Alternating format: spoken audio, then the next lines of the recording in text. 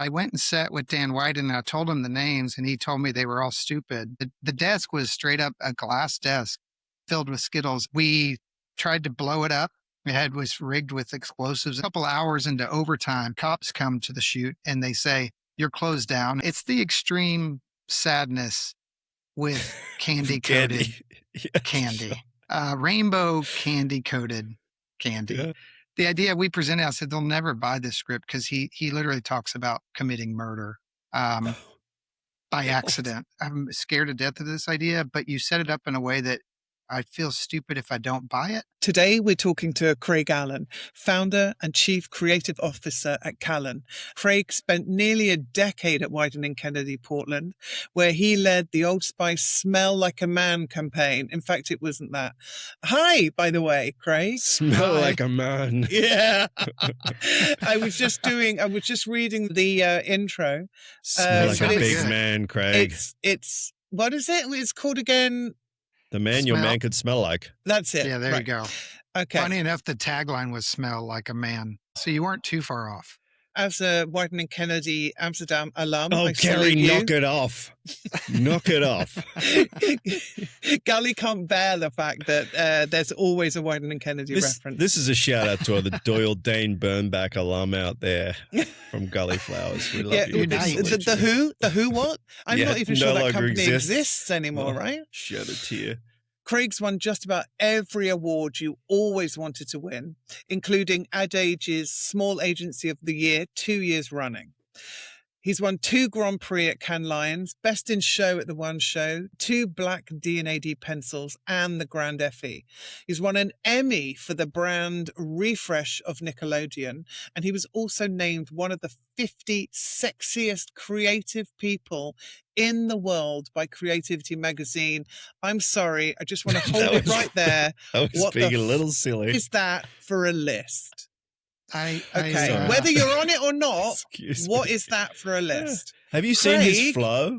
Craig, welcome to Second Wind. Thank you. I'm glad to be here. I may have been indulging there in my I think you indulged a little bit, but hey, let's just go with it. But how about the flow on the One Club side? Oh, yeah. The picture of you with your hair all... Oh, nice. Yeah, that was really nice. That was we were on a boat and they said they wanted a serious headshot. And I was like, this feels pretty serious. What's with the name? What is that when you take your first initial and your last name and you just go? It's an interesting story in that I majored in art, specifically ceramics and photography in college, which is weird. I haven't done ceramics since, but we had to carve our names into the pot. I just imagine you at the wheel doing that. Is that what you do?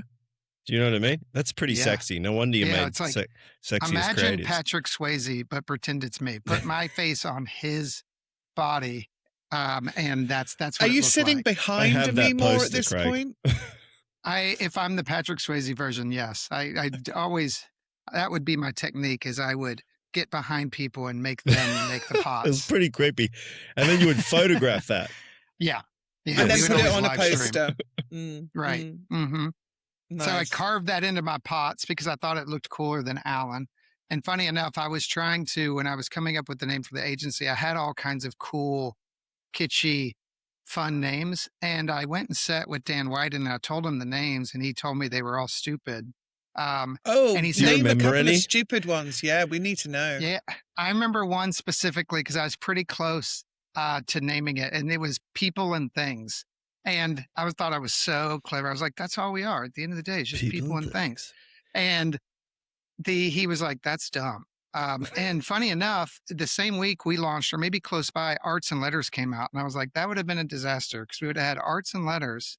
I love those guys, and People and Things, and like, what are we doing? But Dan said he encouraged me to put my name on it, and I said, I don't really want to do that. It feels old school. No offense, since your name is on this building. He's done pretty well. He's done pretty well. He did, but it was also intimidating, you know. And I said, I don't want to do that. And he said, here's why you should, because if you put your name on it, you won't let it fail. One, because it'll be too embarrassing, and two, you'll never put out crappy work because you won't want to put your name on the work. If you're called People and Things, which is stupid, by the way, he made sure I knew that a couple times. who cares if it closes and who cares if what your work is like? You won't be embarrassed if it has your name on it. And I thought that in time, I've been like, man, that was such good feedback. Very insightful. So here we are, CALLEN. And you'll be amazed how many times we get on to calls. We work with clients for 6 months sometimes, and they're like, oh my gosh. Oh, it's just they're putting it, their brain's just going, yeah. It never occurred to them, which makes me feel better about doing it because I didn't really want to put my name. It seemed boastful, but I'm glad I did it because he is right. It's like I am more precious about it because it's got my name on it. And now it's a beautiful metallic word that like spins and things, which is quite impressive. Yeah, that's thanks to our smart design team. They're like, can we make this not sucky? And I'm like, please. And then they showed me that, and I was like, you're like, no, I want it to suck. Leave it alone. I'm gonna need a lot of shine. I think we referenced the old Giffen or Griffin or whatever that old when on the 80s and 90s movies for like I feel like RoboCop had it or something where it was like the spinning kind of G and it looked like this weird scary corporation. We kind of like that. You have a legendary book of incredible work that sits in this original, unique, absurd, surprising, entertaining space. And I'm curious if there's anything that you've learned helps you come up with these really original, wonderful ideas for brands to talk about their products and tell their stories. Do you do anything unusual, or is it just a matter of like working hard? I would have a different answer of being a CD than being a creative too. I think as a creative, my trick was always we would just sit and we would just dump out every idea we could as fast as we could. And we would write down enough that we would remember why it's good or why it's funny or whatever it is, but just get them all out. And then we would just close the book. And then, scripts, we're talking about scripts here, or you just writing? Most of them, a lot of these are back in the day. I'm old, so I'm talking doodles and writing in books, which I still tend to do. Paper, yeah. I'm like, you don't lose it that way. I feel like there's so many docs. I still tend to like think in a book and draw and stupid stuff, but they get them all out, and then you come the next day, and I would say 90% of them, you'd be like, that's dumb, that's stupid, kind of brain dump it out. And one thing I always did was I would try to be like, I wrote the script. That's what's supposed to happen. So what if we did it something completely different? Like what if we just took a right turn in the middle of the thing? I always would be like, this is what people will expect us to do. So what is the weirdest thing we can? For instance, I know y'all talked about Pinata Man with Jerry. And which I think is like the greatest spot ever made, just so you know. Thank you. I think that is like the best commercial ever made in the history of the world. They're like, we can't do a pinata. It's too easy. It's candy. It's a pinata. And they'd seen like 100,000 scripts. We'd probably written 100,000 scripts about a pinata. We're like, what you would never expect for the pinata to be human and bleed and have like pus squirting out of him and, have a job and all these things. So that was kind of the thing of like, okay, people expect this. So how can we F with that? How can we mess it up and keep people surprised, and even myself surprised, like, oh, I didn't know it could go that way. And we use the account teams and the strategy teams when you're reading a script and they go, whoa, I'm like, oh, that's good. When they go, yeah, that makes sense. I'm like, oh no, we failed.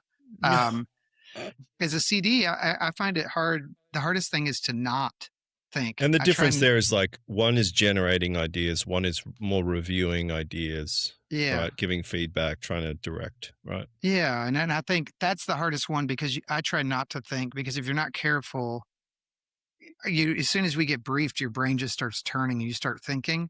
And it's really hard, I think, as a CD, our main job is to not do the jobs for them. And so that they're just writing up your ideas. So I try very hard to not think until I have the first review. And the way that my reviews usually work, they go for like an hour and a half for one, which is not super efficient, but because they're almost like writer room bouncing stuff around. Has your approach changed over the years when it comes to selling in work to clients that, that might be seen as risky? When I came from Wieden+Kennedy, they have such a good track record, and it's gotten easier and easier for us because once you have a examples you can pick to, and where I'm very much the way to sell risky work is to make it smart. We call it stupid smart. Like Mm. make it so stupid smart that it feels dumb to not buy it. And when you could tie it to strategy, they're like, I don't get this. I'm scared to death of this idea, but you set it up in a way that I feel stupid if I don't buy it. And Mm. What that's does that been mean the way. exactly? Is that like putting the product right there, front and center, or does it vary? It depends on whether it's an activation or a script or whatever it may be. I've grown a lot since I started CALLEN in that I used to just be a classic creative where I'm like, this is good. And if you don't buy it, you're an idiot because it's so good. So we cool. And that kind of worked at Wieden+Kennedy because it's Wieden+Kennedy and they have Yeah. 500 years of great work. When I got to CALLEN, I had to learn how to, I told somebody we're doing like reviews right now. And I told another creative, I'm like, when you get from a creative to a senior creative, you realize you have to work just as hard at selling your work as you do writing the work. And that's a hard thing to learn because it's not cool. It feels lame for creatives. Yeah. So, but I'm like, you work hard. Don't F it up at the end. Like, Yeah. make sure that Yeah. it's smart. Like, and I tell them all the time, ask yourselves, if you're a client, why would I buy this? Why do I care? And Do it's you- so do you simple, but it feel- works. Do you feel like it's more difficult or in some way there's more jeopardy in needing to sell to each other or to the client? It took me a long time, but I feel like we got such a solid team now that everybody's like, right, but we need to say this. It's never like, you don't have to do a lot of internally selling here. It's more Okay. about everybody joins in to be like, okay, how do we make it? Because they're going to say this. So how do we make sure that we already solved it before they can say it so they don't have room to make comments? And it's funny, a client recently told us they came on kind of mid-project and a little bit late and work's already sold. And they admitted, I would have never bought this work. Hmm. And I would just not do it. It's too risky, but I'm so glad we made it. And now that you've shown how it works, I'm on board. And that's What the was the craziest project? thing. I don't know if I could say. Okay, that's fine. No one What- listens to this, so it'll tell be us- fine. It'll be fine. I think one of the things that we don't hear enough about is that partnership of creative and planners, or strategists, maybe we call them now, because a lot of times these days is strategy sort of doesn't really fit that neatly in a lot of agencies. How do you think about that partnership of like a great brief, a great insight, like that territory that gives creatives a jumping off point to explore? I think strategy is the hardest thing to hire because they're all so smart and they're so good at making arguments and talking about things. I think that also strategists seem to be like, you can have, and this is a creative talking, but They have to be you can have- British too, right? it Of helps. course. Yes. Have I to mean, be doesn't British, yeah. everybody have to be British? I thought that It was helps one of every the time. general rules. Mhm. Yeah, I think it is.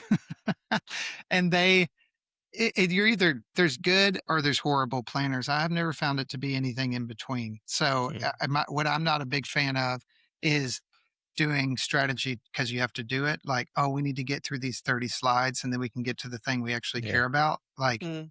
that just is so old school advertising to me. So I think 70% of millennials want nostalgia. exactly. And you're just saying stuff to Just so going, they feel okay. like you're smart. And Great. then you go, here's a hot dog machine. They're like, what happened? So I think we work really closely with the strategy department and I feel like they are on our team as opposed to, they try to shoot holes in things. So sometimes I always say you have to fight to make good work. So I encourage. And you're in like, Texas, so this is literally, we're just, we're at the firing range, right? we have guns and we're shooting Yeah. guns all the time Yeah. and we're on the horses and stuff. We always duel. That's the hard thing. It's hard to keep our numbers up because every lunch we have a duel. There's a So- rodeo. Somebody dies every day, which is a bummer. So we just have to Oh, constantly what be a- hiring. Can we talk about the Old Spice response campaign? Because I Sure. think, we learned a lot about the original yesterday, which was, bonus airtime made in a month. No one came to the callback. It was over Christmas. The clients tried to Yeah. kill it. Dan White got on the phone. It survived somehow and didn't even run in the Super Bowl. Ran slightly after, and then Yeah. won all the Super Bowl polls, or won one of them all, and became this sort of iconic spot. So to follow that up must have felt like, you know, we did this incredible thing, and now we've got to do it again, I guess, but with That- immense pressure now. Yeah, and that was a hard one because that and Fabio versus Isaiah, which was the follow up to the response campaign. I mean, people like Ian. Oh, so Tate response was the third iteration. Well, I mean, there was the man on the horse, there was the TV spots, and then that was Yep. our first outside of TV. Right, thing. right. But like, you know, working with Ian Tate and a bunch of people that had come into Wyden at the time. Oh, I love Ian Tate. He's Yeah. a crazy I genius. never worked there, guys. I wouldn't know. Oh, he's you a wouldn't crazy know, genius. Gully, because were you not at Wieden+Kennedy? Oh Oh, no. oh, Gully. I think that people like him and different people were forcing us to like, what would we do that's not a TV spot? And I would say we kind of needed some convincing there because it was early days. It seems stupid now, but like, we're like, why would we spend this much money and not do a TV spot? But once we got on board and got excited, I think what was all of the Old Spice things we did that were non-traditional is my favorite work. I mean, the guy on the horse spots is great. Obviously, I'm very grateful for that. But I've never had more fun.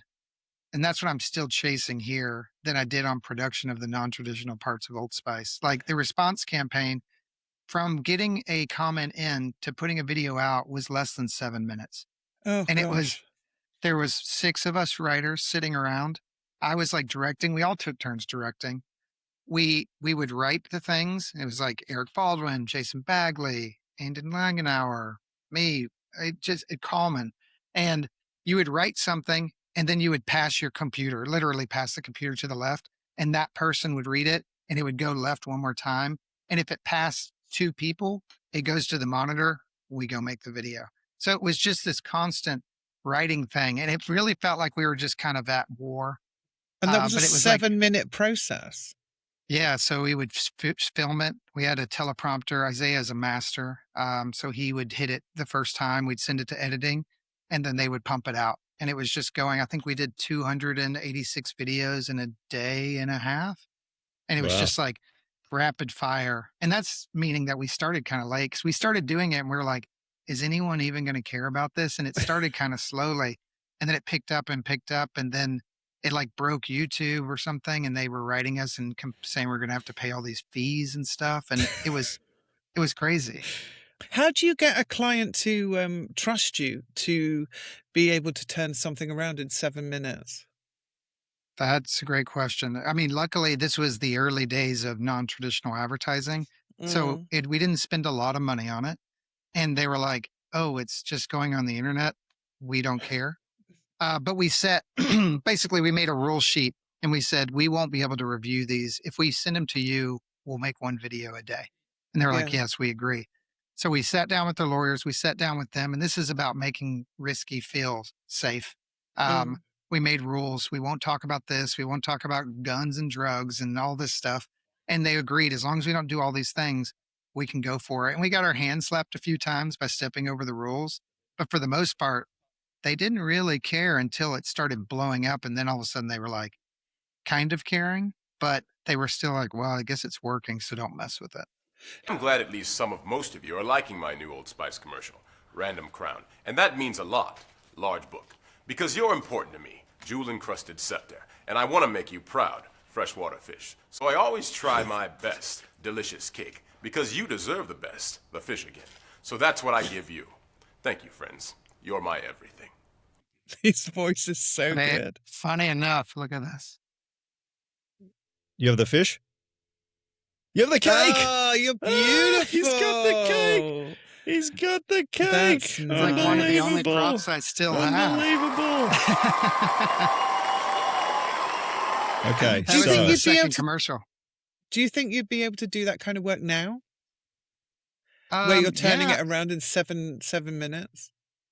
I think so. You need the right kind of client now. But again, as you kind of do things, you build trust. We can say, look, we've done this before. We're actually doing a thing currently for one of our clients, SanDisk, that I'm really excited about. And Memory it has- Man. yes, it's different than that. But yes, Okay. that was also one that was a little bit tough to sell. But we said, look, we've done this before. And here's the metrics of it. And they're like, okay. And they feel a little bit more comfortable, you know? we're lucky in that most of our clients right now and the brands we work on are people we worked with in the past that have come back. So we haven't had to pitch a lot this year, which has been very awesome. But like Sandisk is our Old Spice client. She ran Old Spice for 10 years. That's the kind of client you want, isn't it? Where the trust is built in and they want to enjoy the process, right?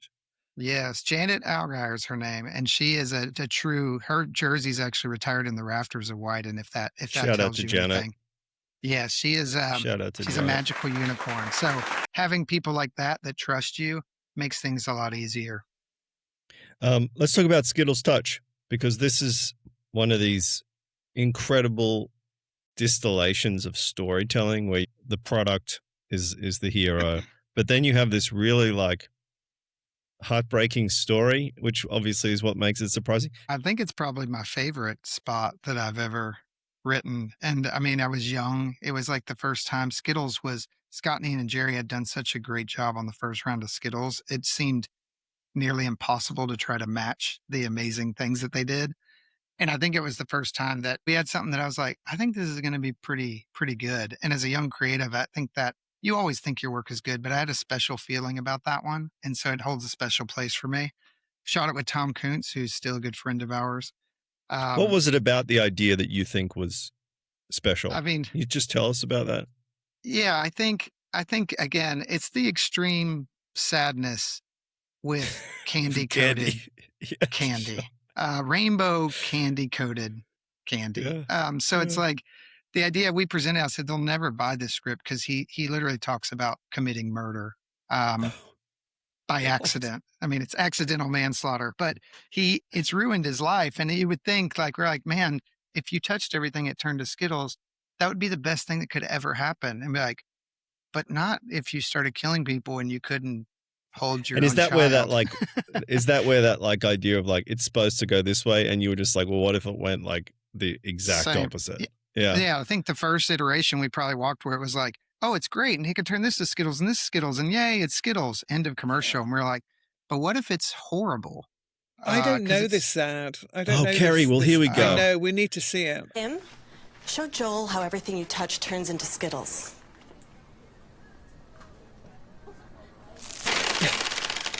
That's awesome. Is it awesome? Well, you can't hold your newborn baby boy in your arms. Did you feed and dress yourself this morning? I didn't. I met a man on the bus today. I shook his hand. He'll never see his family again. I guess that's With pretty the Skittles. awesome. Excuse me.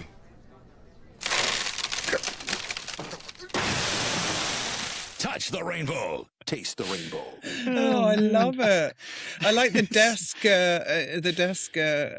disintegrating into Skittles. Yeah. And it was Also, how does he manage to sit on a chair that hasn't already disintegrated into Skittles?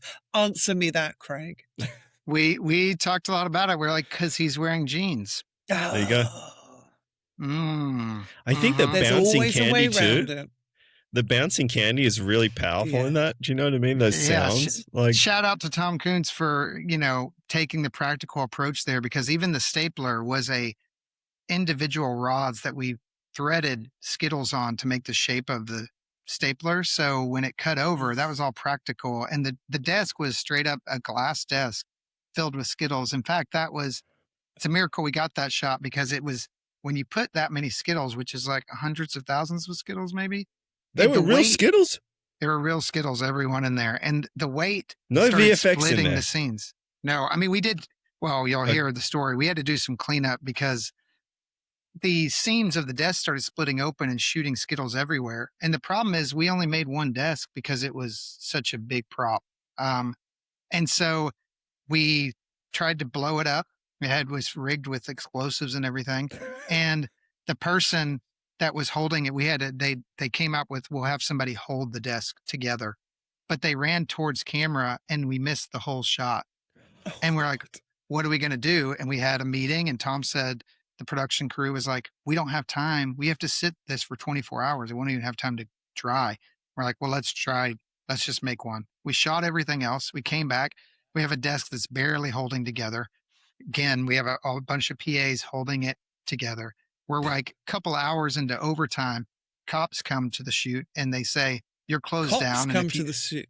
Okay. Because we were shooting in a neighborhood that had a curfew and we're 2 hours over the curfew. Oh, I And they see. said, you have to stop shooting right now or we're going to confiscate your cameras. We were supposed to shoot the next day. And I'll never forget it. We were all standing there and we didn't know what to do. And me and Eric are crapping ourselves because it's our first shoot solo without Scott and Ian and Jerry, by the way. So don't mess it up was the main message, extra stress there. And Tom goes, okay, we hear you, officer. Action. Boom, blew up the desk. And the PA that was running from the desk ran, but it was in camera for the last 3-4 shots, like for frames. Yeah. And so we had to clean all that up. So there was a fair amount of cleanup, but everything was done practical. And then they paid a lot of fees and then we went and shot the next day. And did it feel at the time like you were in a moment in time, a special moment in time, with Jerry it and felt Scott like I and was Ian in a and special this moment in work? time where I was going to lose my job and be fired and be out of advertising forever. That kind of special moment. But Got you it. started your own job, so that's I know. okay. It was Scott and Ian were calling, how's it going? And I'm looking at the You're cop and I'm like, it's going so It's well. going. And then I'm just We've peeing changed the myself script. the whole time. It's a cop. yeah. There's What happened definitely to all not the cops here. Skittles? They got swept up, I think. They were didn't not. get eaten? No, but they would, every time we did a explosion, Skittles would ricochet off I was finding Skittles in pockets and Oh, crevices for days. What do you run up against when it comes to clients and they're just going to, bulldoze all over your happy dream? I hate those bulldozers. I would say lack of confidence. Like there's so many times when you have a meeting and they don't have the confidence to say what they really feel and they go, everything's great. And then you get an email later where it Yeah. says everything sucks and is the worst, and I think that doesn't allow you to work through problems together. And I think sometimes it is scary to buy risky ideas and we're all trying to make risky things because that's how you make something great. And so I think when they walk away and then they lose confidence, like a lot of times you'll have a presentation, they go, oh my gosh, this is the best thing I've ever seen. And as you go through the process, they start finding problems and they get nervous and that nervousness eats away at them and they start compromising the idea and snowballing and it gets out of control. So I think that a lack of confidence, especially on the brand side, it can't be one-sided. We can present risky ideas all the time, but without the right brand that will take the risks, it's yelling in the woods. And the other thing I would say is letting too many people talk in a meeting. You get into a meeting with all these people, all of us that have worked for days and weeks and who knows how long and not slept. And we're all going like this. What do you think? Super jazzed about it. All of these faces. And then they're What do you sitting think? there. Because and we they're, love it. this is amazing. And if you don't buy it, you're stupid. Yeah. Oh, right. And you put them in this position where they're like, they have to have a comment, especially young people. You assume your job is to find problems. It's like everybody talks in the room and we go from youngest to oldest and you're trying to find, you don't want to look stupid. So my job is now to pick it apart. And I think that is the fastest way to kill work. In fact, one more shout out to Janet. We get in calls with her and she'll tell her team, everybody gets one comment. So everybody's allowed to talk, but you get one comment. So make it a good comment. And I'm Nice, Janet. oh, she's a godsend. Yeah. So, she's just doing that where it's like, you should have an opinion. She's encouraging that, but like, don't feel like you have to just blabber on and just rip it to shreds and that's your job. Your job is to make the best work. If it's good, say it's good. And do you find adherence to the brief or like pointing to the brief as like, well, we all agreed on this, your personal opinion doesn't really matter if it's on brief? Yeah, definitely. I mean, I feel like we use that all the time. We're like, do you agree that this is doing the goal that we all set out to do, that we agreed upon? Yes. Then what is the problem? Well, I don't And know. this is I with thought it your was going to be guns different. drawn. Yes. We're You already got on your our hat horses on. and everything. You're on the horses in the meeting. Of course. So yeah, so I mean that's always nice to, push back and help everybody remember, like, it doesn't really matter if you like it. It's if the people are going to like it and does it accomplish your goals.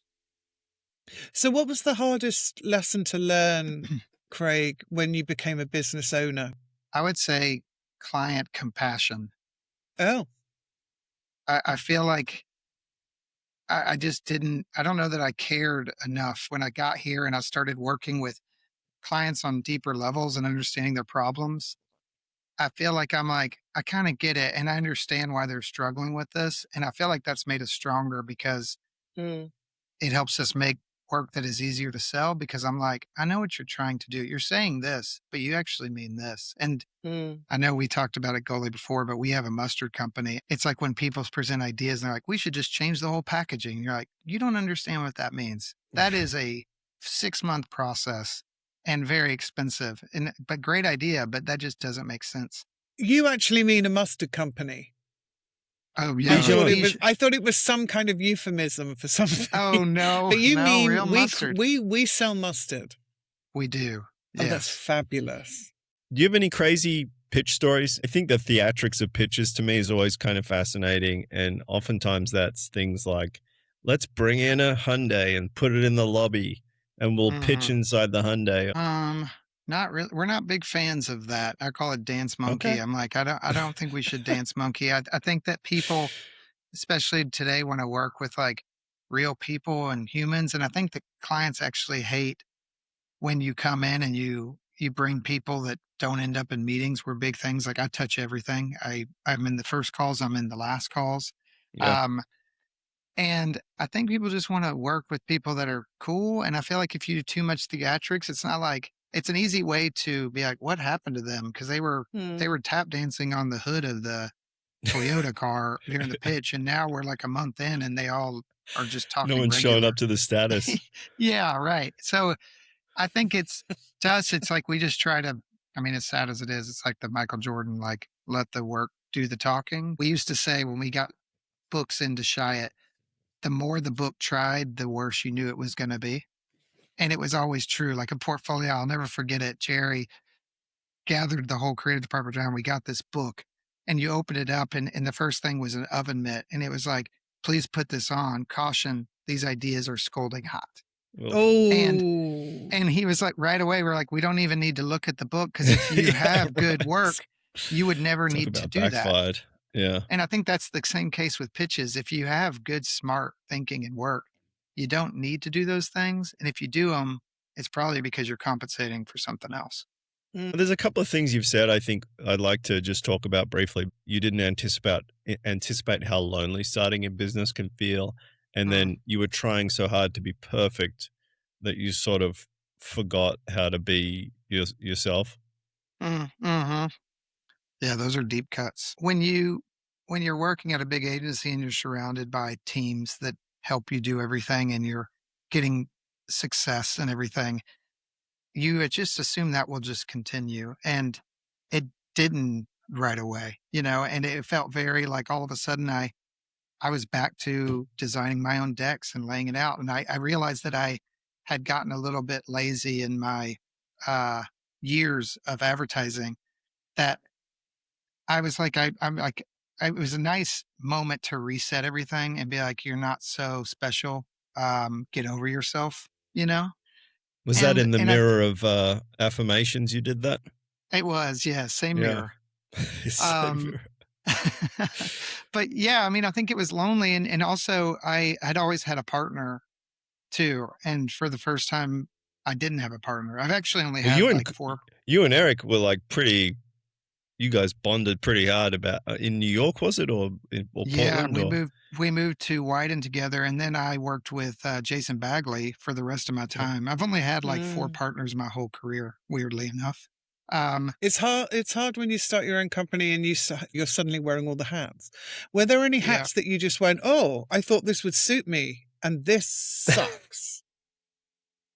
I will say I struggled. I know we talked about the client, being able to sell your work in smarter ways and not being so cocky to be like, you just do good work and it'll sell itself. It's like, no, you have to work at that. And you need good strategists around you and you need smart account people around you.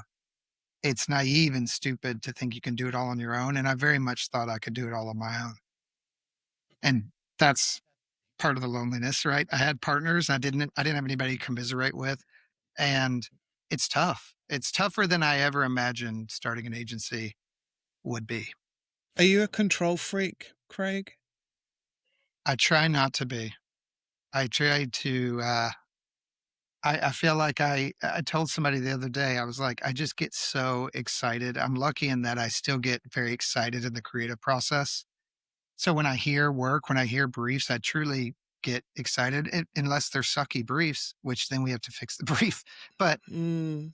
so I have a hard time not contributing and being a figurehead, and to be honest, if I wanted to take that role, I would have stayed at Wieden+Kennedy, which I think is a fantastic agency, as we all know, except for Gully, maybe. Gully has no clue. Who? Because Never heard of him. legendarily, What- Gully never worked there. One thing I think Right. is interesting about Wieden, though, is they talk about fun, and I think the idea of fun can be seen as a bit trite. And some of the work Wieden did with Duolingo actually was about make it fun, and fun is very important to that team. And you've said you're a true believer in, if you're not having fun, the work shows. Can you talk about fun and why that's important in big business and Yeah. why that's something that remains critical for creative companies? I say it all the time that, like, God forbid that our day is boring, because we could have all just have been accountants instead, So I think I've tried to take that the whole time, is like, we're in very unique jobs. And if you don't take advantage of that, like, what are we doing? Here, somebody organized a person to do, all of us had fake noses one day. We told everybody we were having a happy hour, but before that happy hour, a prosthetic artist came in and gave us all the weird, most awkward noses that you can have. And then everybody was not very comfortable. And then we went out to a happy hour, and you Oh, weren't allowed God. to. Wait, like explain- everybody in Couldn't the take it off. agency had a fake Yes. nose? Yes, Oh my yes. goodness. And it was Did like, they look Did you they know, get to real? choose?